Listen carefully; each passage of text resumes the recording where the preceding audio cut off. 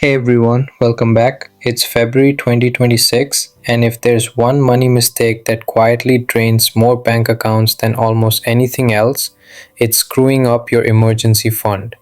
Not having one at all is bad, but even people who think they have one often make small errors that turn a safety net into a slow leak, costing them thousands in interest, lost opportunities, or forced bad decisions when life hits.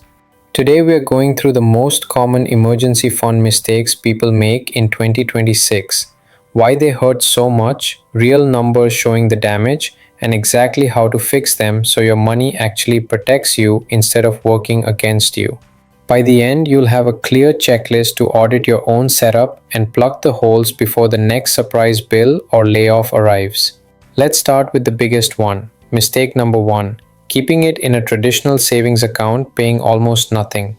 The national average savings rate is still hovering around 0.4 to 0.6% APY according to the latest FDIC and Bankrate data from early 2026. If you have $20,000 set aside as your emergency fund, your earning may be $80 to $120 a year in interest. Meanwhile, inflation was 2.7% year over year as of December 2025. That means your $20,000 lost about $540 in purchasing power last year. After earning $100, you're down $440 in real value every single year. Over 5 years, that's more than $2,000 gone quietly. Fix. Move it today to a high yield savings account. Top rates right now are 4 to 5% APY. Varo and Adelphi are at 5%, Newtek at 4.35%, Openbank at 4.2%. Same FDIC insurance up to $250,000, same easy access, but now your fund grows instead of shrinks.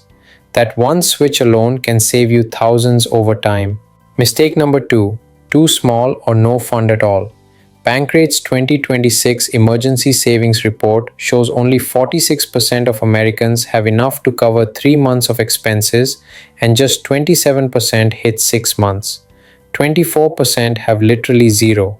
When the car breaks, medical bill hits, or job ends, people go straight to credit cards at 19 to 20% interest or personal loans at 10 to 15%. A $5,000 emergency financed on a credit card at 20% minimum payments costs you over $2,000 extra in interest over 5 years. That's thousands wasted because the fund was missing or too small. Fix. Start with a $1,000 mini fund if you're at zero. Then build to 3 months essentials for stable situations, 6 months if you have dependents or variable income. In 2026, with AI job shifts and layoffs still happening in some sectors, lean towards 6 to 9 months if your role feels at risk. Mistake number 3, treating the fund like a piggy bank for non emergencies. People dip in for vacations, new phones, weddings, or quote unquote investments. Once the money leaves, it's gone when the real emergency hits. Real example, someone with a $10,000 fund uses $3,000 for a last minute trip. Then the water heater fails for $2,000. They charge it, pay 20% interest, and now owe more than before.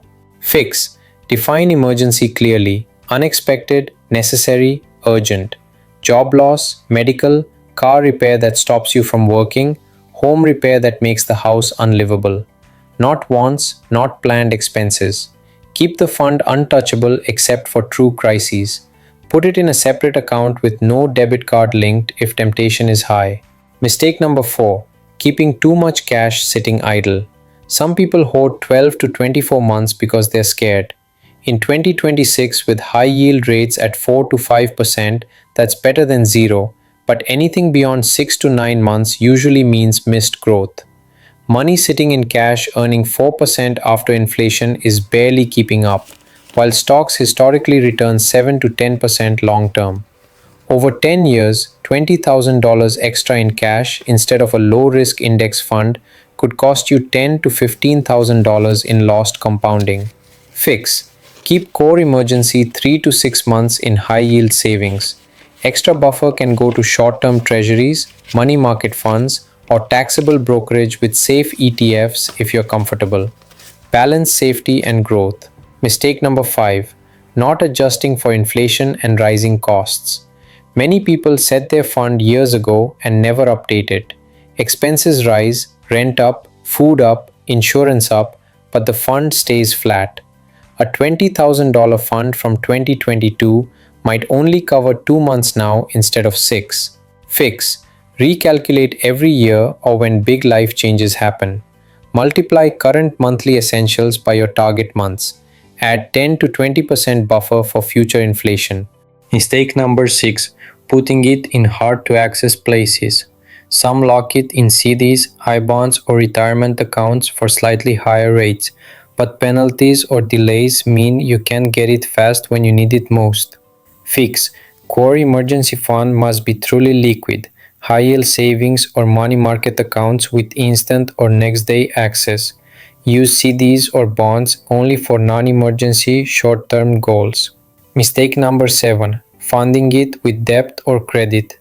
People put emergencies on cards, then scramble to rebuild the fund while paying interest. It's backward. Fix. Build the fund before aggressive debt payoff if you have no buffer. High interest debt first, but never let the fund drop below $1,000. Quick 2026 emergency fund checklist. 1. What's your current monthly essential spend? Track last 3 months. 2. Multiply by 3 to 6 or 6 to 9 if higher risk. 3. Is it in a high yield account earning 4 to 5%? If not, move it this week. 4. Is it separate and untouchable except for true emergencies? 5. Have you updated it for current costs and inflation? 6. Is the amount right?